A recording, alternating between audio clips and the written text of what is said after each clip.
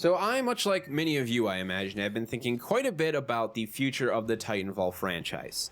Now, about a month ago, I did a video where I gave you some of my general thoughts on how Titanfall 3 could be more successful than Titanfall 2, but I've really been thinking a little bit more in depth about that same discussion topic. I've been thinking a little bit more in depth about the things I'd like to see Titanfall 3 do, things that I think could really boost the success of the game and put it in a position where it has a much larger player base for a much longer period of time than Titanfall 2 ever had.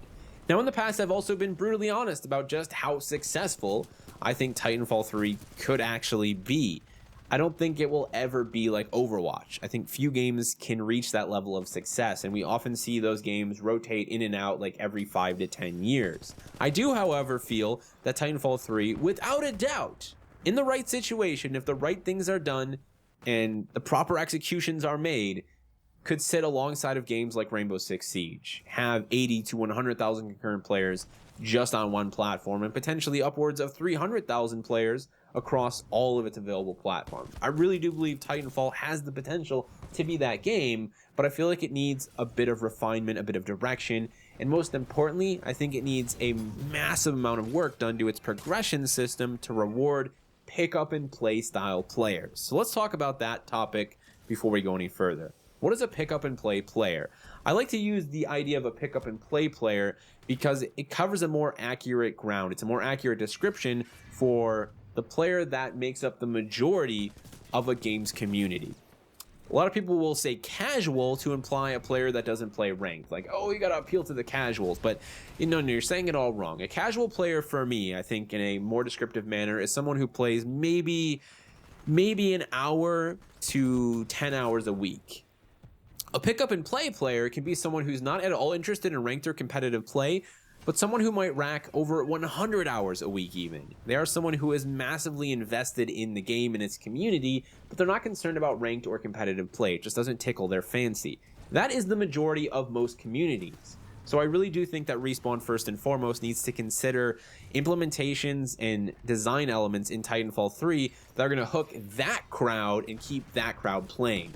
Yes, ranked is important, and I think having the game exist on some sort of a competitive front is a very good way to drive growth for the player base. When people see a game being played competitively, I think especially in this day and age, it does tend to draw them to want to play the game, even if they don't play it at a ranked or competitive level. It definitely is a powerful tool for growing the game, but I don't think it needs to be the first and foremost thing that Respawn is working on. And I think when you design a game first and foremost around a competitive and ranked environment, it ends up being far too sterile, far too balanced, and you remove a lot of the fun factors that make it so enjoyable for that pick up and play crowd, which once again make up the majority of your player base. Those are the people that are going to keep the game rocking and rolling. And right now, as Titanfall 2 currently stands, guess what? That's the majority of the people who are still playing the game, the pick up and play crowd. So now that we've gotten that out of the way, let's talk today progression systems. We're going to talk about a lot of things over the next several weeks. I'm going to be breaking down a lot of individual topics,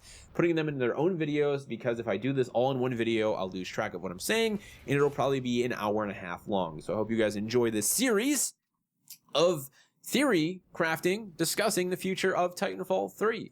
Now, when we talk today and tomorrow and the next video and so on and so forth, I want you to keep this one very important thing in mind. Everything we talk about when it comes to improving a game or adding to a game costs a development studio time, money, and manpower. So a lot of these things simply won't be doable depending on the current state of Respawn as they're developing the project. Now, I think we'd all like to think, since they're now owned by EA, that they have a much larger resource pool, potentially even the ability to hire out or to obtain other studios to do work for them. To really be able to increase their workload and distribute it further across more than just the small team that exists at Respawn. That would be obviously fantastic for the team if they could have those resources, but whether or not those resources exist and the reality of making all the things we're about to talk about actually happen lies a lot on the intricacies of game development. So again, please keep that in mind. Let's move forward. Let's talk progression systems. As the progression system currently stands inside of Titanfall 2, long term, we have almost nothing to work for other than skins and camos, which drop pretty much at random through advocate gifts. Now you can buy all of them with currency, so the system is even more basic than it was before. But in terms of the initial early game progression, unlocking all of the titans and the weapons takes maybe a couple of hours. It's a very straightforward and basic concept that's been in shooters like this for a very long time. I think that system within itself is in drastic need of an overhaul. And I've always stood by the idea of wiping systems like that, giving players access to all of the available tools, but then requiring them to progress those tools individually. So rather than having to get to rank 10 to unlock the flatline or something like that, give players access to all of the available weapons right from the get-go, but then make sure that each of those weapons has a more stacked feature set of attachments and perks that have to be unlocked by utilizing those weapons. So the player right from the get-go feels as if they've walked into a toy store where all of the toys are available for them to play with at any given time. They're in a sandbox and all of the goodies are right there before them. But in order to unlock the full potential of those goodies, of those toys, of that bulldozer, or that backhoe, or that digger, they have to actually play with those things. It's, I think, a very, very extreme concept that no one is really willing to dive into. We're way too obsessed with just throwing even a couple hours worth of progression into the game. Like seriously, 2-3 hours of progression. Is that really necessary when you could dedicate that progression to more important parts of the game and give that player that sense of like, holy crap, look at all the cool stuff I've got. You know, I almost feel like when we have these systems in place that try and trickle the weapons and the items to the player, yeah, maybe it prevents a certain group from being overwhelmed, but I think for the most part, it really undermines just how much is there. In reality, Titanfall 2 has a really expansive weapon set, really diverse as well. We've got a lot of good stuff there, but I just feel like it's all devalued when you progress it like within 3 hours. If it was just all there from the get-go, you'd say to yourself, holy crap, what weapon do I use first? I don't even know. And then you'd go on to unlock perks and attachments. So while that is a discussion I want to save for another video, the idea of the customization system just for weapons, the return of more perks and more attachments for the weapons, it is something we need to mention because I do think it obviously carries a lot of weight for the progression in the game. But let's move past stuff that affects gameplay and talk about the stuff that affects the individual. Let's talk about cosmetic progression. Again, that's the thing we started off talking about here, skins and camos. It's about as bare bones as it gets.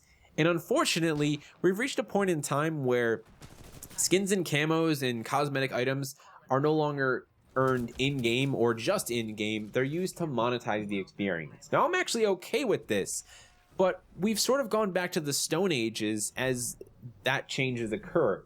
If you look at a game like Halo Reach, for example, it had an incredible amount of player customization. For a game that is about shooting another player in the face, that doesn't need to have anything happening with the individual player model, it had a hell of a lot happening with the individual player model. We had alternative helmets, we had chest rigs, we had legs and arms. There were so many ways to unlock and personalize your Spartan. It had a huge impact on the game long term, and I think it made the replayability of Halo Reach the most replayable Halo at that point in time. You know, taking aside how people might have felt about the gameplay, it was a huge leap forward in customization options, ones that Halo 3 had dabbled in. Halo 3 had a similar system with helmets, and there were specific things you could unlock from the campaign. Reach just took that to the next level. We don't really see systems like that anymore. They're only in RPGs, and I've always been like, give me more of that cosmetic RPG goodness within my shooter. So I want you to imagine a future where Titanfall 3 gives you a bare bones pilot at the start of your multiplayer career. Maybe you align to a certain faction, and that faction, rather than just being there for the sake of a faction, someone's voice that you hear, a little bit of thematic flavor, if you will, actually has a set of unique gear that you can unlock. So you have maybe a full list of basic gear that is unlocked just by playing the game regardless of the faction you are aligned to. This gear includes things like new helmets for your pilot, chest rigs, legs, and arms. You can customize all of those things eventually. Wouldn't that be freaking fantastic? I know all of you right now are like, yes. A lot of people have talked about the idea of customizing your own pilot. And the only sort of argument, apart from, of course, the resource requirement for respawn, has been, well, you want to be able to see the silhouette of a certain tactical, so you know what it is. And honestly, when we talk, once again, guys, about the pick up and play community, I really think that stuff carries very little weight. Like, I don't actually give a damn if I can tell that a guy is running cloak or not. He puts cloak on. Okay, he cloaked. That's more than enough for me. I'm not concerned about that. No one's sitting here saying, well, I can't tell if that guy's running fast mags or extended mag on his rifle. I just don't think it has enough impact for us to worry about that when there's a whole giant, potentially glorious future of cosmetic customization and, most importantly, personal player investment. Getting a player hooked and giving them a reason not just to move forward to unlock more stuff, but to keep playing the game on a personal level is so important. And if I can make my own pilots, and if I can see, oh dude, if I chase down that challenge, I can get that helmet, and then maybe I'll go after that chest rig, that's going to give me a hell of a lot of reasons to keep playing the game outside of just enjoying the core gameplay. So you're able to attract a really multifaceted audience in terms of what they want and what they actually enjoy in the game. You might have that person who likes the core gameplay, who finds it satisfying, but they tend to get frustrated from time to time. That cosmetic system could keep them playing and help them push past those frustrations. You could have the player like me who loves the core gameplay to death and who will always love it to death, where that stuff is just icing on top of the cake. I can sit down on the weekend, turn to Iniquity and be like, dude, check out this chest rig I got. And he's like, yo, check out this purple shader I got. You see these legs? You see this helmet, bro? Doesn't it look sick with my purple shader? I think that would be the next level of customization, not just for Titanfall, but reaching a point where first-person shooters are once again embracing these cosmetic RPG components that allow us to further customize our individual pilots and stand apart from the rest of the crowd.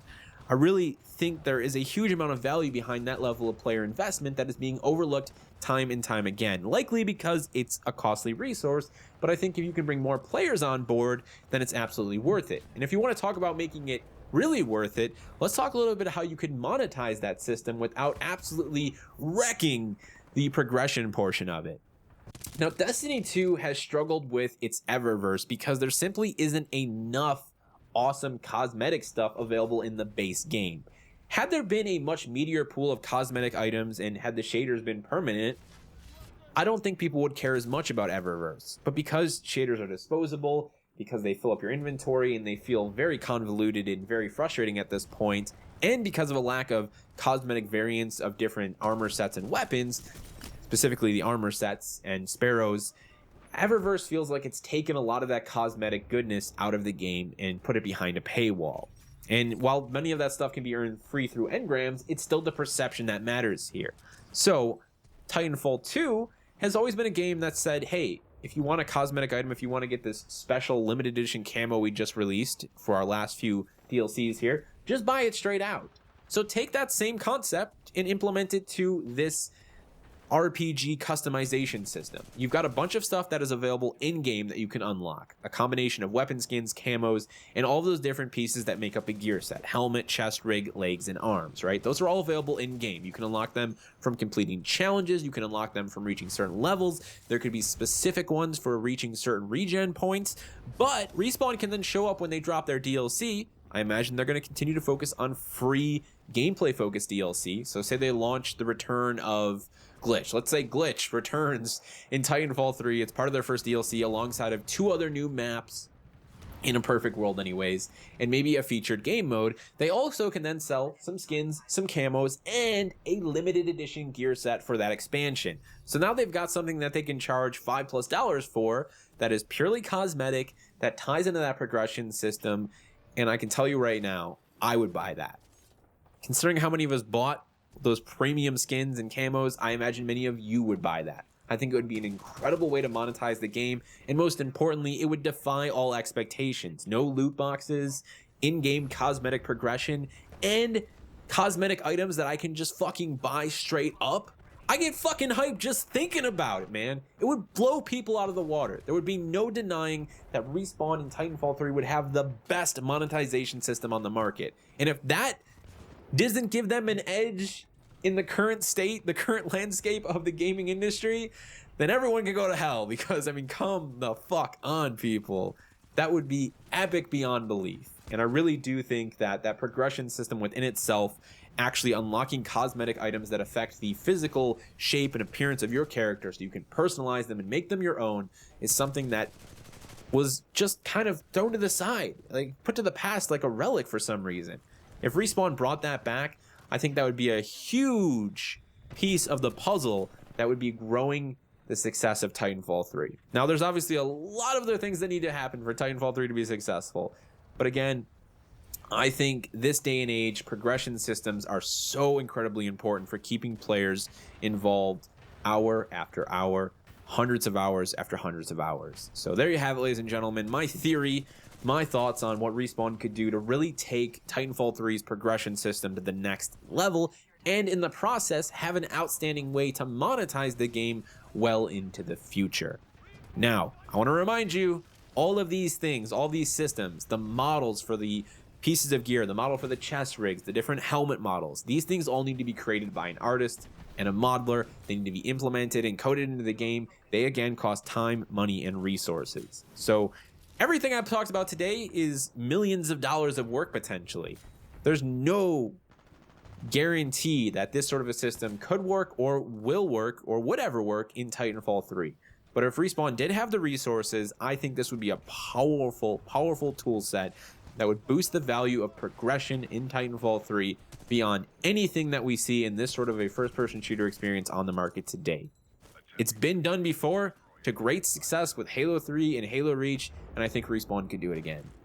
Thank you guys so much for watching. Next time we talk about the future of Titanfall 3, we'll be talking more in depth about weapon customization, how it can affect the core gameplay loop, and even replayability and progression when it comes to the actual gameplay portion of Titanfall 3. The future of Titanfall, if you will. Thank you guys so much for watching. Feel free to leave any and all of your thoughts down in the comment section below. And as always, remember to play smart, remember to play to challenge yourself, but most importantly, remember to play for fun.